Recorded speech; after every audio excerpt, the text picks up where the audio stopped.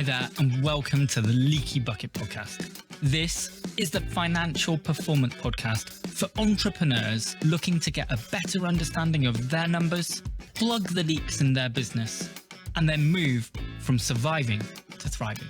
I'm your host, Ian Morgan, and we're powered by MBS Accountants. Hey there, everybody. So we're back for another episode of the Leaky Bucket Podcast. I'm glad that you can join me. Let's go. So today, I'm going to be talking to you about the importance of strategic planning. And I'm going to start by making a bold statement. But it's one that I fully believe. If you cannot make a plan work on paper, what chance have you got of it working in reality? Yet how many of us actually have a well thought out documented business plan? Now, in my view, a business plan isn't a massive 50 or 100 page document with different scenarios mapped out and history of the business and all of that side of stuff. Because I feel that such a document like that just gets written once, often a highly painful process, and then you just lock it away, maybe in a drawer, and it just never sees the light of day again. What I'm talking about creating is a clear, clean-cut plan that fits onto 1 or 2 pages of A4. It's got to be easy to read. You must be able to use it to check on your progress with ease, and to then be able to adjust for specific short-term targets. That's it. Simple. And if you're wondering what's the point, then good. But if not, well, I'm going to tell you what the point is anyway. So I highlighted the importance earlier of making your plan work on paper. That's the absolute number one reason. Second is that what got you to this level likely won't get you to the next. Therefore, you're going into uncharted territory. So, see point 1. Right? So what I'm going to talk you through now is my easy to follow process for a strategic plan. And by the way, right, the financials, they're not part of the strategic plan in my view. They come next. They're part 2, right? And you can hear all about that and how to build a robust budget and financial plan in my next episode. So back to the strategic plan, right? First things first, what you've got to be able to do is put aside time to ensure that you can't be disturbed and that you can do some really good quality thinking. Now, high quality thinking isn't easy. I know we probably think it should be because, oh yeah, I can think, that's not a problem. But you need to be able to avoid distractions. High quality thinking needs you to be paying 100% attention. You need to be able to question things in your mind, to be able to really focus on decisions and go, am I missing something? Is something not feeling right? So turn off your phone, or at least put it on silent and out of reach. Make sure you stop any email notifications. Make sure that you're not going to be disturbed, right? Because if you want to get good quality results, you've got to do some good quality thinking. And that doesn't happen on Facebook, right? Now, the first step from that point, when you've got that good environment, the first step then is to write down what your personal goals are. Not business, personal. Because what's important to you and what you really, really want to achieve needs to be in your personal life. That's why you started the business. That's why you're pushing things forward into those next levels. And we often forget that. Now, it might be financially motivated.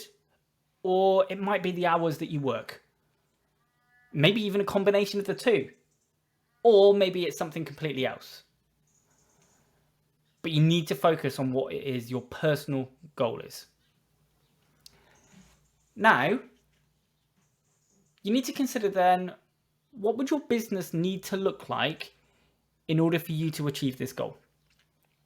So if, for example, you wanted to continue to earn £100,000 a year, but you wanted to lower your working hours from 50 hours a week down to 30, then what is it that actually needs to change?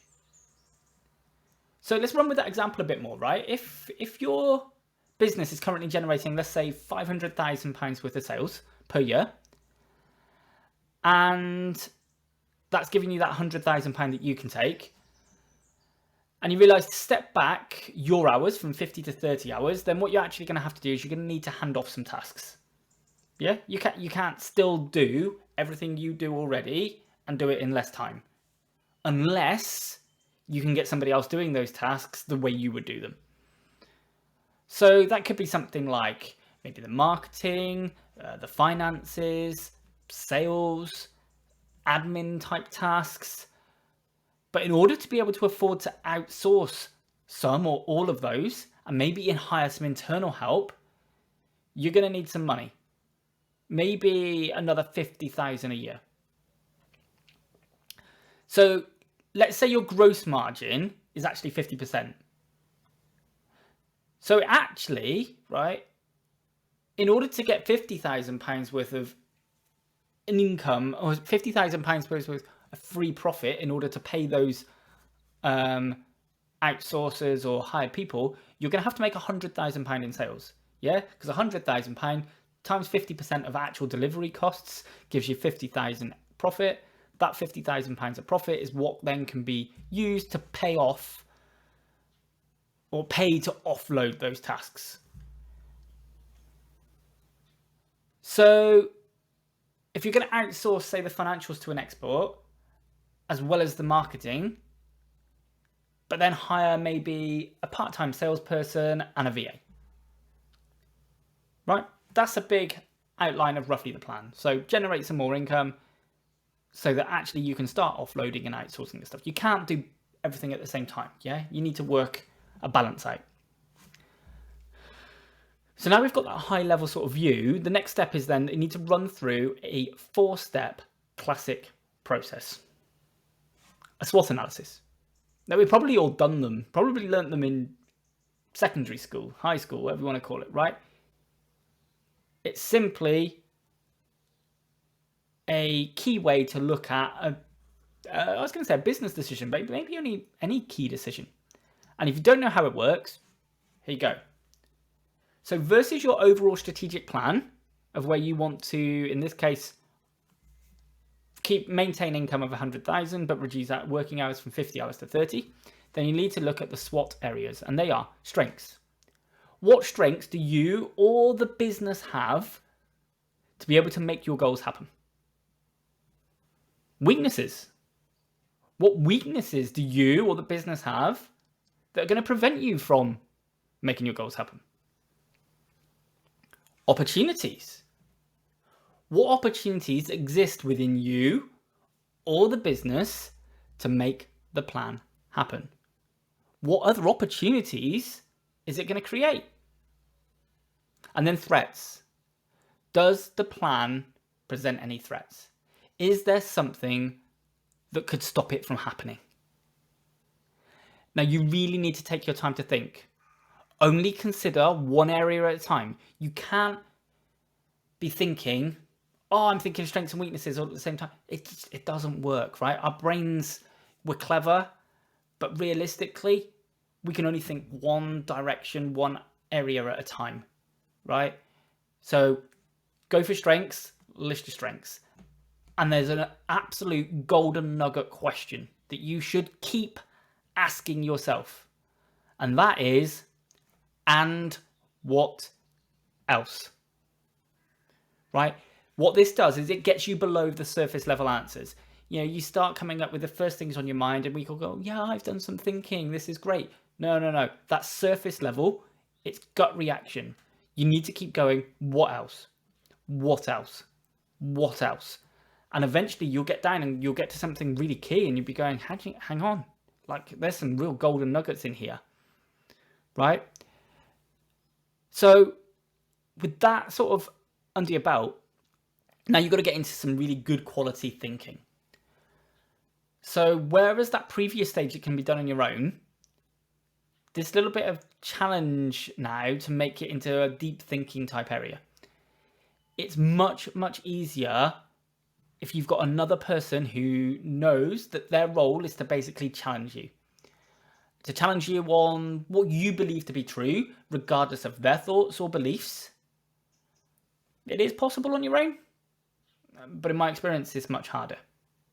So you've got to take each of these 4 areas, right? Strengths, weaknesses, opportunities, threats. And you have to challenge why any of these statements are actually true.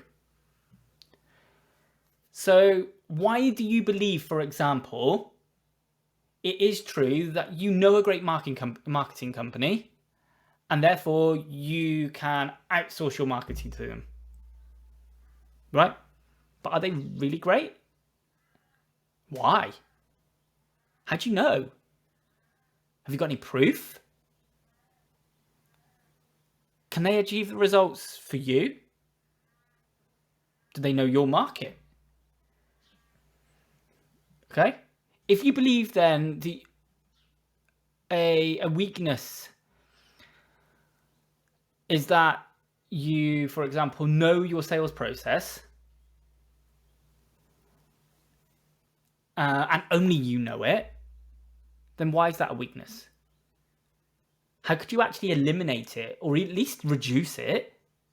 Could you maybe build a process? Maybe you could have a new salesperson come and shout at you for a time. And then that's how the process gets built.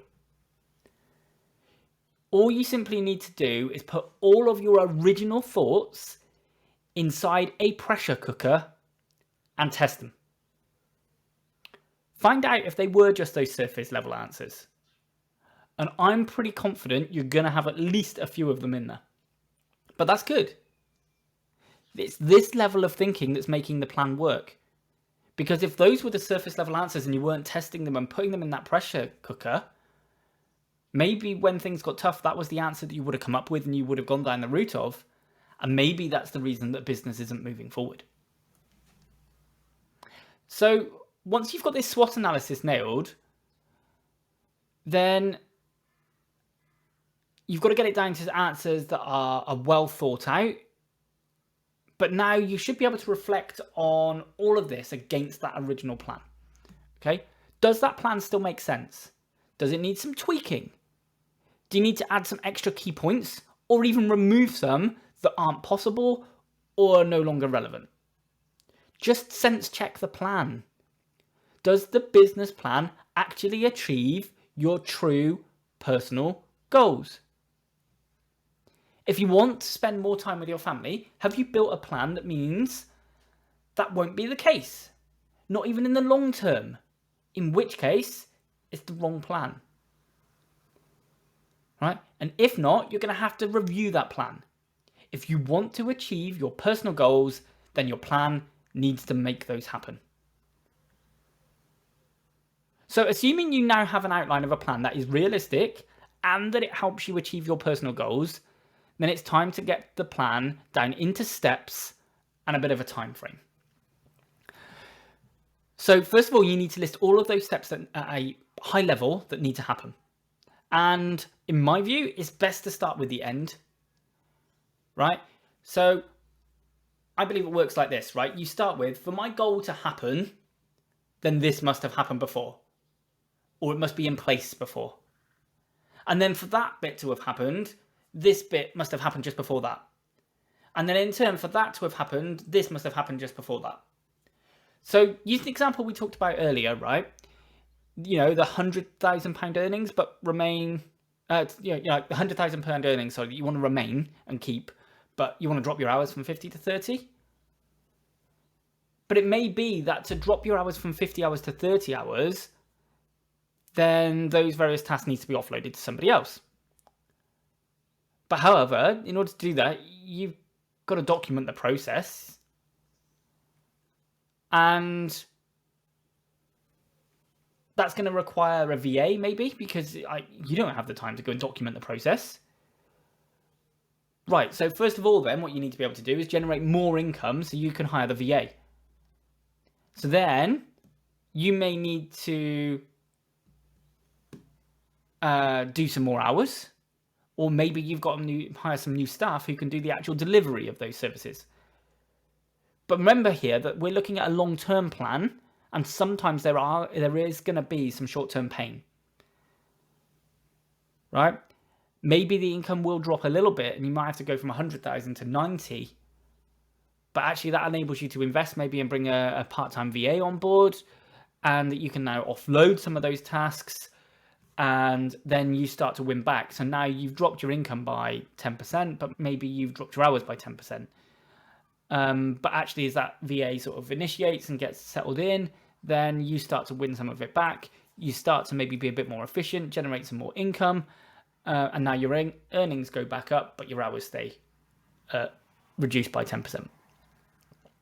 So that's obviously a very basic, simple answer, but you got the idea, yeah? And what you can do now is you can split this down into shorter term targets, and they're usually 90-day sprints. So for example, by the end of the first quarter, we're going to achieve X, Y, and Z. And you've got to make these goals smart, right? And I don't mean they have to be clever. I mean, they are specific, they're measurable, they're attainable, realistic, and they're time bound. And you can test this with every goal that you set. And getting help. If you created a goal, right, that you just went, you know what, I'm going to get some help with processes. That's not a SMART goal.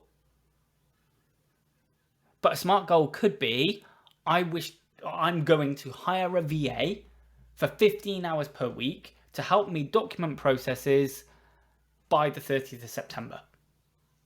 That's a SMART plan. It's specific, it's measurable. Like, did you actually achieve that 15 hours per week? Maybe, maybe not. Is it attainable? Yeah, I think it's realistic. It's not like you're asking somebody to work 75 hours and you want to do it next week. Is it realistic? Yeah. And is it time bound? Yeah, 30th September. So, makes sense, right? But having a great strategic plan, right, like this, means that what you are now able to do is check yourself regularly against that plan. And therefore, you can make sure that you're actually making progress towards your goals. You've documented what your goals are. You've documented where you are at now. Effectively, you know what the gap is that you're trying to leap across. And now you can check and go, do you know what? We've put in the first stepping stone and we've reached the first stepping stone. Now there's only, 3 to go. What's the next step? It's also an absolute great foundation for building a robust financial plan. And that's what I'm going to talk to you about in the next episode. And we find this in our accountancy business one of the most popular services that we deliver, because it adds so much logic to a business owner's hectic life. We've all done it. I've certainly been there. You get buzzing around and you're firefighting and reacting and you're in the day-to-day. And actually, this is just that moment of logic where you sit down, you get to offload all the thoughts and processes that you've got in your head, and you can really map out and go, well, this is what I'm trying to achieve. Am I actually taking steps towards achieving that? And if I'm not, then there's a good reason why I'm not achieving that. So let's create the plan using this guidance and this process, one that we've got experience of delivering numerous times, and actually one where we always get amazing feedback on how it's helped a client to get focused again and creating excitement and a buzz about what the future now holds. And I'm confident if you follow this plan and you go through it and you get somebody maybe to hold you accountable and make sure that there's good quality within it, then you're going to have a great process where you can make amazing achievements and you can make amazing leaps forward. So schedule some time, go away, and have fun creating your strategic plan. Thanks so much for listening to this episode of the Leaky Bucket Podcast. I'd love it if you could spread the message by clicking subscribe and leaving a review. And if you want to find out more, you can also fill out our online financial health check scorecard to see where all the holes might be hiding in your bucket. Just head over to mbsaccountants.scoreapp.com and you can also find the link in the show notes below. See you next time.